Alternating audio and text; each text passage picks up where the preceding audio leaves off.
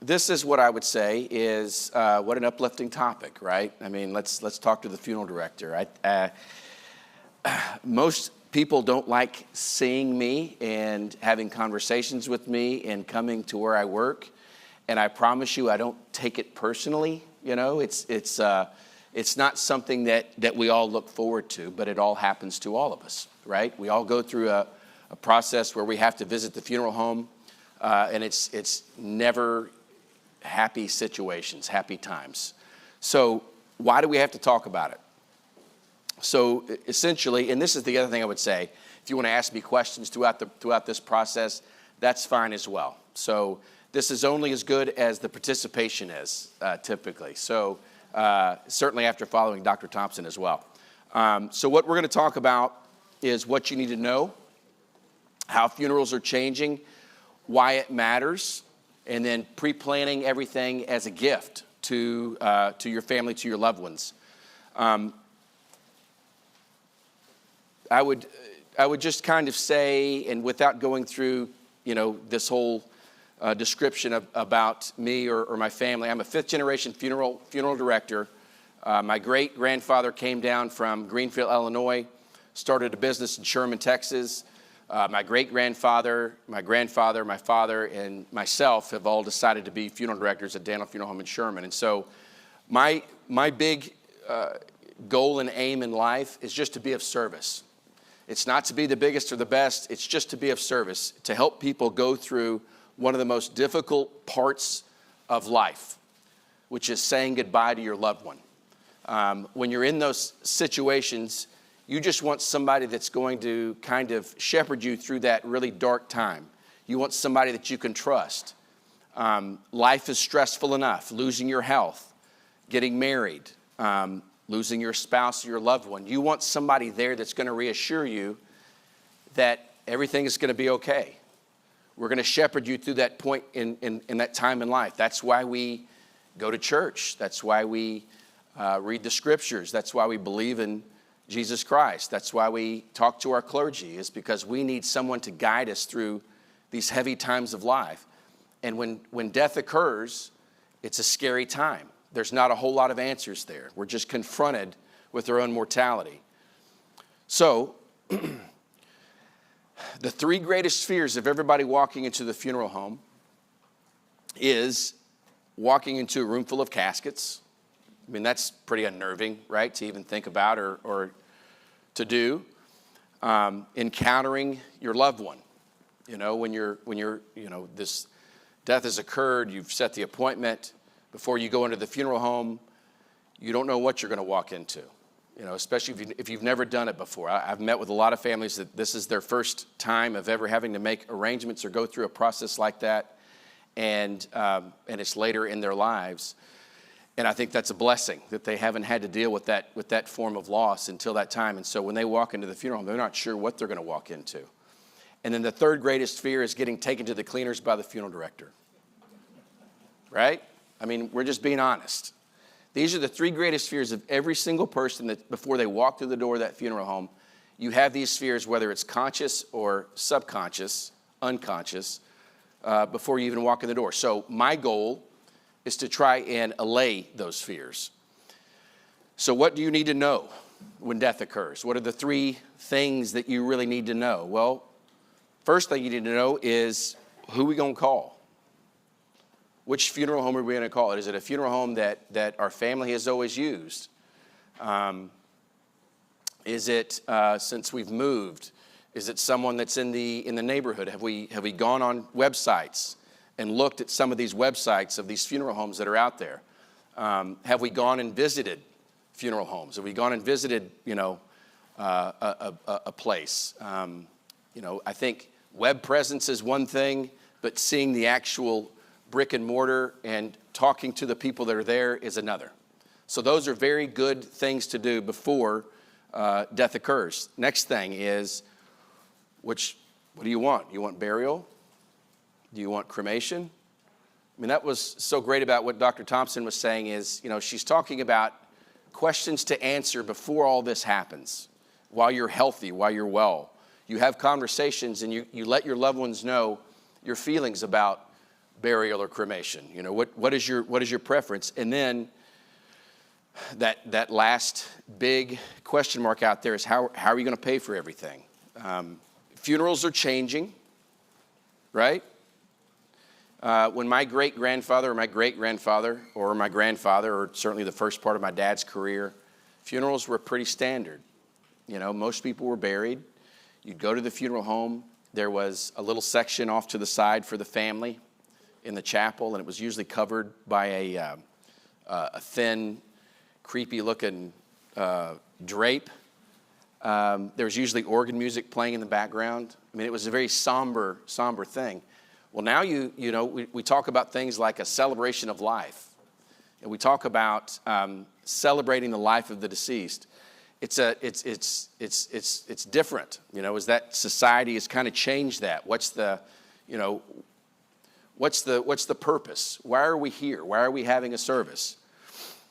So 4 things that are missing when there is no funeral, because a lot of times people will, you know, certainly in the secular world, we will have people that decide they want to do cremation, and then that's it. They don't want to have a service. They just want to make that problem, just kind of go away. And so 4 things that you're missing when there is no funeral. You're not getting permission to grieve. So when you just go through the process of saying, look, we're going to do this cremation, and then we'll just deal with it later, or we won't deal with it later because they didn't want a service. Well, services and funerals are for the living, right? They're for the people that are here, and if you're not giving yourself permission to grieve, when you're not looking at this situation for what it is and saying, you know what, this was my mom, this was my dad, and I know that I'm not talking to anybody in this room, but when you're thinking about what that person meant to you in life, and you're not choosing to honor that or think about that or deal with that, you don't really have that permission to start that grieving process, which is part of being human. The next thing is memories and condolences. You're missing out on memories and condolences. You're missing out on all those people that would come to that service and say, you know how much your mom meant to me whenever I was a kid? She said this to me, and it just changed my whole direction in life. Or do you know how special your grandfather was to me whenever I was a little kid going to church? And, you know, he taught me what it was to be a man. I mean, it's things like that you never would have heard had you not had that funeral and had somebody come up to you, or that visitation rosary, that somebody could come up and talk to you and say, this is how much your loved one meant to be. The other thing is peace of mind. I mean, there's just a peace of mind that goes along with doing what you know ought to be done. You know, giving time and honor. If you're going to err on the side of something, I always think, you know, if you show up at a occasion, it's better to be overdressed than underdressed, right? Well, I think when it comes to services, whether or not, you know, you don't know what kind of service to have, well, just have something. Have a service. It's better to have a service than not have a service. And you're giving that opportunity. It's a very selfless thing. When you have a service, you're giving an opportunity to friends, to family, to come and pay their respects, to come and share those memories, to come and share those condolences, which allows them to grieve in a better way.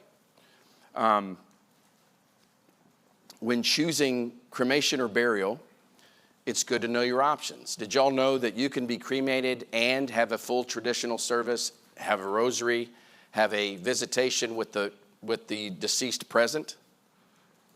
Did y'all know that? Yes? All right. Y'all are well informed. I love it. You need to know your options. You need to know what's included. Another thing with cremation, you can have a private home service. I know in the Catholic faith, and this is one of the things I love about the Catholic Church, y'all have a right when it comes to burying of the deceased. And it's brilliant. And I know exactly what the service is going to be. So that helps me as a funeral director to know that we're going to do this service, this mass. Now, they're different with every church, right? So there's a little different. because of the priest. You know, the priest may have a certain preference about one thing or another, but for the most part, we're going to celebrate the life of the deceased in a very sacred, honorable way. And I love that. I think more of the secular world would learn so much more if they did pay more attention to the way that the Catholic bury their dead. So, a celebration of life is a ceremony that honors a loved one who has passed away by celebrating their life instead of focusing on the sadness of saying goodbye. Celebrations of life are often more casual and less structured than funerals and can be held in a variety of locations, such as a park or somewhere special to the deceased. So I think if you have an opportunity to go and participate in a celebration of life with someone who obviously is not Catholic, possibly, please go. I mean, it's your presence that matters most to those family members. It truly is. If you don't know what to say, that's okay, because that's not what's important. What's important is your presence whenever you're there for other people. So pre-planning. Pre-planning is sitting down. Is there anybody here that's already pre-planned their service? If you don't want to raise your hand, that's fine. Good for you, good for you, good for you. So it truly is a gift. When you sit down, and again, it's one of those things that 80% of the people think it's a great idea, but only 20% of the people do, right? So when you choose your funeral home and you sit down and you go through your options with the funeral director or the counselor, you'll be more informed. They'll go through and give you options. You can say yes, no. You know, you have the ability to dictate exactly what you want included, what kind of service, burial or cremation, what kind of casket, what kind of urn, where you want the service to be, who do you want to be your pallbearer if you have pallbearers. And what you're doing there is you're relieving your family of having to make quick decisions. Because when someone passes, and I know most of us, I'm sure, have been there, when that loss happens, you're stunned. What do we do? You know, you're overwhelmed. So when you sit down and you've already taken care of that, you've already pre-planned your service, you've taken care of all of those arrangements. So when that loss happens, there's a call made to the funeral home. There's an arrangement conference set up for the next day or whenever it's convenient. And then the conversation is easy, much easier, on your family members that are there making those arrangements for you. So you've already relieved a tremendous burden from the people that you love the most. Your plan will follow you wherever you relocate. So nowadays, most pre-planning that's done in any funeral home around, there are essentially they're limited life insurance policies. So what that means is, used to, back whenever my family's funeral home was in probably the 50s, 60s, 70s, we would accept the money for a pre-planning, and then we would just put it in the bank in a little trust account. Well, that's the way that pre-planning, pre-need used to be done. Nowadays, it has progressed in a much better way to where it is a life insurance policy, essentially, a limited life insurance policy that's held by usually a third party company like Homesteaders Life or Forethought or one of these places, American Memorial. And that means that if you decide that today we live in Plano, Texas, or Dallas, Texas, and my kids live in Florida, so we're going to move to Florida. That means that if Florida is where you have relocated, that policy that you made in Plano or Dallas, Texas, will also be honored at whatever funeral home that y'all decide to use in Florida. So it's a much better product today than it ever has been. The costs are frozen. That's another part that is a benefit of pre-planning your funeral.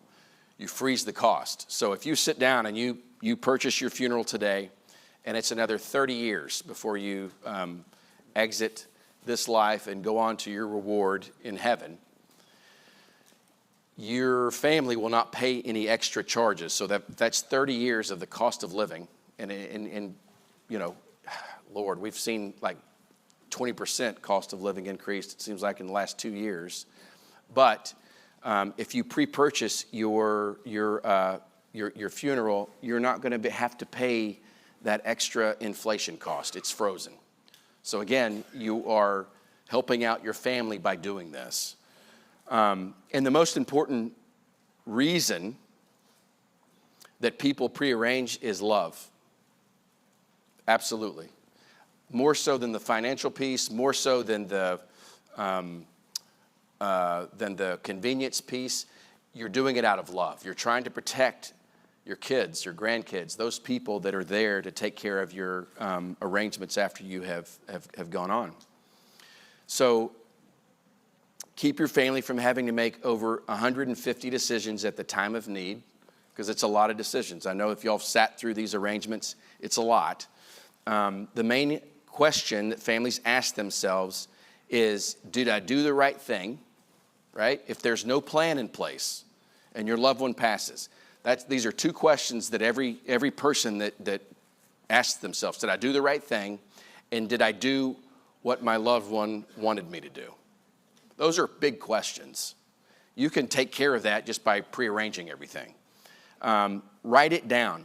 Even if you don't decide to sit down at a funeral home and go through all that process, at the very least, most funeral homes have little booklets. I know we do, where you can open up the booklet and write down your wishes, right? Just at the very least do that. I mean, it's a priceless thing that you can have. You can put it in a place where, to make sure that you know that your kids or your grandkids or your loved ones know where to find it. That's priceless at that time. It truly is. Misconceptions about funerals. There's a lot of them. So the VA or the state will pay for my funeral. I'm going to say 90, I don't want to say 100% of the time, but in the 90s, that doesn't happen. There's a lot of veterans that we serve, and those veterans are under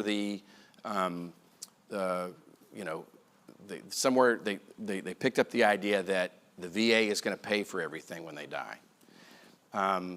Outside of maybe if you were a career military person, that you had some insurance that you bought when you were in the service and you maintained that, it just doesn't happen. There is a national cemetery that's in Dallas. If you're a veteran, you were honorably discharged, that they will allow you to be buried or inurned there at no charge. But if you were going to be buried at, let's just say Calvary Hill, for instance, there may be a little bit of an allowance that the VA will give you just to go towards the purchase of the burial plot. But in terms of like opening and closing the grave, things like that, there's no funds there for that. So I would encourage you to, if you are a veteran and you do have those questions, to maybe get with your VA liaison in your local community and maybe have that conversation before that comes up. I've heard a lot of people say everything is already taken care of whenever they come into the funeral home, and we don't have any record of everything being taken care of. They may have purchased their cemetery plot and then told their family that everything's taken care of, but the family still has to take care of the funeral costs, things like that. So funerals are too expensive. Yeah, everything is too expensive, quite honestly. I mean, we just talked about it. I feel like the cost of living has gone up 20% in 2 years. Embalming is required by law. It's not true. It's not. Most funeral homes will say, if you want to have an open casket or a public viewing, it is our policy that this person needs to be embalmed or prepared. If you don't want to be embalmed, you don't have to be, but don't be surprised if the funeral home says, we can have a closed casket, but we cannot have an open viewing. Funerals are too depressing. I think a lot of that is, and it always takes me back to what Bishop, was it Paul that said, we don't grieve as those who have no hope? Thank you. Okay, good. All right. So try not to grieve as those who have no hope. And when we have a hope in Christ, we have a hope that we're going to see our loved one again in heaven. Man, that's a great feeling. That's a wonderful feeling. If you want cremation, you can't have a viewing. You can. We talked about that. Funerals are for adults only. I don't believe that. I think every situation is different, and certainly based on how you parent your children and your decisions, that is certainly up to the individual. I grew up in and around the funeral home, and I think I'm better with the idea of death, the concept of death, than if I had been shielded from that. So every situation is different. But yes, there's books, there's things like that. Don't listen to me, I'm not a psychologist. But in my experience, those kids that are not shielded from that, when you talk to a child, you put it in terms, and Dr. Thompson, she would know better than I would, but you talk to kids in terms that they understand. You try not to talk above their heads or any other way. And I promise you, children understand a lot more about what's going on than we give them credit for, it seems. You should only consider what the deceased wanted. Funerals are for the living. I think it's appropriate to say this is not what mom wanted, but you also have to consider your own needs in this situation. So, in conclusion, there is a 100% chance we will all leave this earthly plane. I don't know if y'all walked in here not knowing that. Well, now you do. It's an excellent idea to prearrange your funeral and just get a plan. Just get a plan. That's all we're talking about. It doesn't have to be this big, ominous, scary subject. We're just talking about planning. Planning is where it's at. And yeah, that's what I would say. So, questions, anyone? This is a business side of the equation here. If we have a burial plot at let's say Westland or Sparkman Hillcrest, do we have to use them for the service? Or No. Okay, so we can use anyone that you're saying yes to that? Yes, sir. Yeah, you can use whatever funeral home that you would like. If you have a burial plot at Westland or at Sparkman Hillcrest, and you want to use, Dannel Funeral Home, yes, you can do that. Yeah. So you all obviously work together then, and there's no friction there if we choose someone else. Well, I'm not saying that. No, I'm just kidding. No. Yeah, no. We're all professionals, right? So, and I would say it like this. I would hope that I would speak for all people in the funeral profession. We want what is right, what's meaningful for each family that we're serving, because the only thing we have to offer is service. That's it. Right. But in terms of going to a different cemetery with a funeral home that's not on property, yes, you can absolutely do that. And I would say that across the board that's 100%, yes.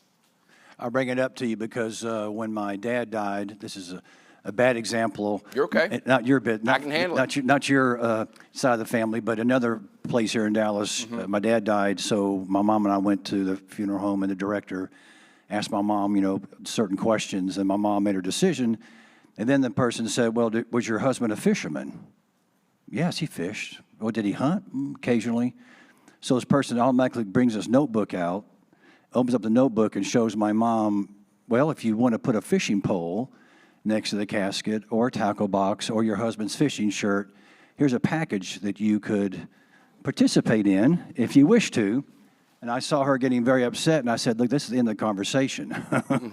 So so I'm saying this to you because I will not want to be handled by that particular funeral home here in Dallas. Understood. Now, maybe that person's gone now, but that's a situation. I realize it's a captive audience, and I'm glad I was there for my mother. Right. Not that she could say yes she wanted to, but I could see she was getting upset. So that's probably 1 in a million example of what, you face sometimes when you go into some particular funeral homes. Not yours. No. I know, and I agree with you on that. And the one thing I would say is, just like Dr. Thompson was saying, you need to be there and asking those questions. You need to be an advocate, right? So you being there with your mom is fantastic, because there are bad funeral directors, just like there's bad auto mechanics and bad, you name it. But yes, and I'm sorry that y'all had that experience, because that isn't right. But I am glad that you were there and you stood up for her. That's wonderful.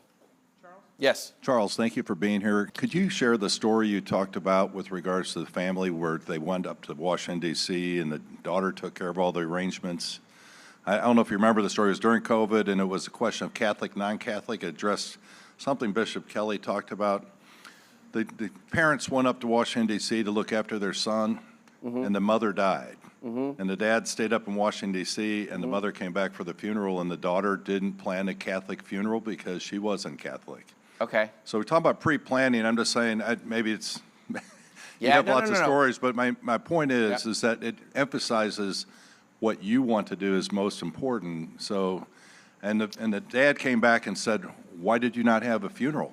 And it Yeah. was like, "Well, she was the directive. She had the directive, and she didn't want a Catholic mass." Yeah, no. I do remember that story, so the story was that family was out of town essentially, visiting the daughter in Washington D.C. Dad dies when he's in Washington D.C. If I'm remembering this somewhat correctly, and then. Gosh, it's been so long since I remember that. Thank you for bringing that up to me. I wish we would have talked beforehand and I could have jogged my memory. It's part of getting old. They had a service there, and Dad was upset because there was no Catholic service. There was no Catholic rites. And so in his mind, that's unfinished business. If you... there's no telling what kind of situations can happen, right? It's life. There's so many variables that go on, and everybody thinks that they're doing the right thing. You might have a family member who was once part of the Catholic faith and now is not. So when you don't have your specific wishes lined out, I want a Catholic service. I want it done and I want to be buried in a Catholic cemetery, which is key.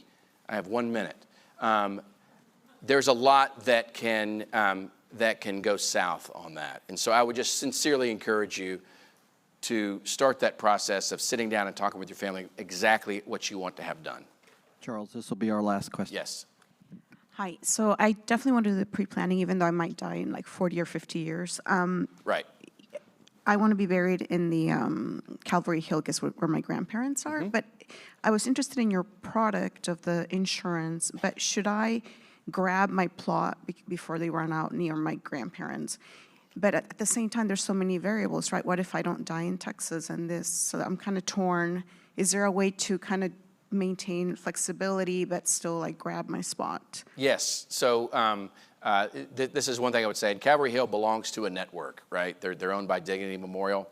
There's Dignity Memorial, and I'm not Dignity Memorial. I used to work for them. I love it's a great company. So there are different cemeteries that are part of that network that you can transfer your space to a different cemetery. You just kind of have to work. It's not going to be everywhere. But most people pre-plan their cemetery spaces before they plan their funeral. So I think the numbers are like 50 to 70, 30 seconds. 50 to 70 is when you do you focus on your cemetery, and then 70 to 80 is kind of when you do your funeral pre-planning. But yes, pre-plan. It's the best thing you can do for yourself, for your family, and there's always ways that we can make that work. That's what I would say.